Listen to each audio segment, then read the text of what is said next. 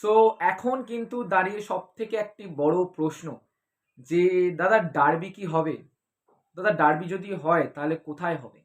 তো সেই সব নিয়ে কিন্তু আজকের এই ভিডিওতে ডিসকাস করব তোমাদের সাথে। এবং চ্যানেলে যদি তোমরা প্রথমবার এসে থাকো তো অবশ্যই সাবস্ক্রাইবটা করতে ভুলো না, লাইক করে কিন্তু শেয়ারটা করে দিও। এবং যারা যারা এখনো অবধি আমাদের ইনস্টাগ্রাম ফেসবুক পেজে ফলো করোনি তারা কিন্তু অবশ্যই ইনস্টাগ্রাম এবং ফেসবুক পেজে ফলোটা করে দিও, ডিসক্রিপশন বক্সে কিন্তু লিঙ্ক দেওয়া আছে। তো তোমরা যেরকমটা জানো যে আমাদের কিন্তু এই জানুয়ারি মাসে কিন্তু মানে এই নতুন বছরে কিন্তু 11 তারিখে আহ, কলকাতা ডার্বি হওয়ার কথা ছিল, যেখানে কিন্তু ইস্টবেঙ্গল মোহনবাগান একে অপরের মুখোমুখি হতো।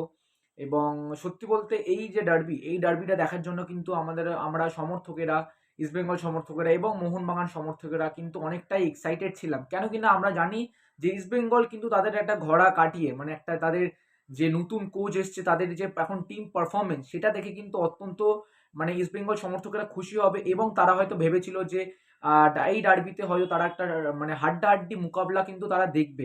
এবং অপরদিকে যদি বলি আমাদের মোহনবাগান সাপোর্টাররাও কিন্তু একই জিনিস ভেবেছিল যে এইবারের ডার্বিটা মানে অনেকদিন পর প্রায় 3 থেকে 4টে বা 8টা ডার্বির কিন্তু পর কিন্তু এরকম একটা ডার্বি আমরা দেখতে চলেছি 11 জানুয়ারি 2025 যুবভারতী ক্রীড়াঙ্গনে। বাট প্রবলেম এটাই হচ্ছে যে ডার্বি কিন্তু হবে না, ঠিক আছে? ডার্বি যদিও বা হয় তাহলে কোথায় হবে সেটা তোমাদের বলে দিই।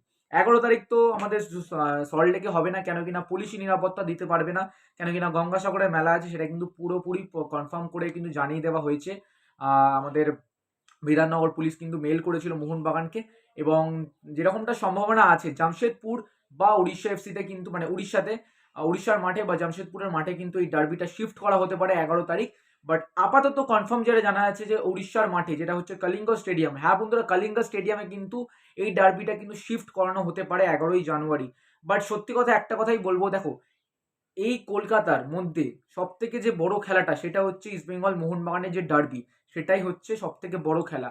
আর এই যে বড় খেলাটা সেটাই যদি অন্য কোনো তোমার জায়গায় করা হয় বা অন্য কোনো জায়গায় যদি ম্যানেজ করা হয় তাহলে কিন্তু ওটা ইন্ডিয়ান ফুটবলের জন্য বা আমাদের বেঙ্গল ফুটবলের জন্য কিন্তু অত্যন্ত একটা খারাপ বিষয়। কেন কি না আমরা কিন্তু একটা জিনিসের জন্য ওয়েট করি, মানে বছরকে বছর একটা জিনিসের জন্য ওয়েট করি, যেটা হচ্ছে কলকাতা ডার্বি কখন আসবে এবং আমরা কলকাতা ডার্বি কখন দেখতে যাবো।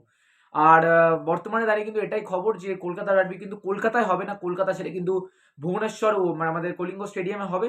তো তোমাদের কি বক্তব্য এটা নিয়ে সেটা কিন্তু অবশ্যই কমেন্ট করে জানাতে একদম ভুলো না। আর এখন অবধি কিন্তু কনফার্ম না যে কোথায় হবে, বাট পরবর্তীকালে অবশ্যই তোমাদের সঙ্গে শেয়ার করবো যে কোথায় হবে না হবে সবকিছু নিয়ে ডিটেলস তোমার সঙ্গে আরও একটা ভিডিও আসবে। বাট তোমরা কিন্তু কমেন্ট করছিলে যে দাদা 11 তারিখের টিকিট কখন পাবো বা কোথায় হবে ডার্বি, আদৌ কি ডার্বি হবে কি হবে না, সেই সব প্রশ্ন কিন্তু তোমাদের আমি এই ভিডিওতে দিয়ে দিলাম। তো এখন কিন্তু পরবর্তী আপডেটের জন্য ওয়েট করতে হবে তোমাদের। আর তোমাদের কি বক্তব্য এই জিনিসটা নিয়ে সেটা কিন্তু অবশ্যই কমেন্ট করে জানাতে একদম ভুলো না। চলো বন্ধুরা, টাটা, দেখা হচ্ছে অন্য একটা ভিডিওতে। Tata, take care.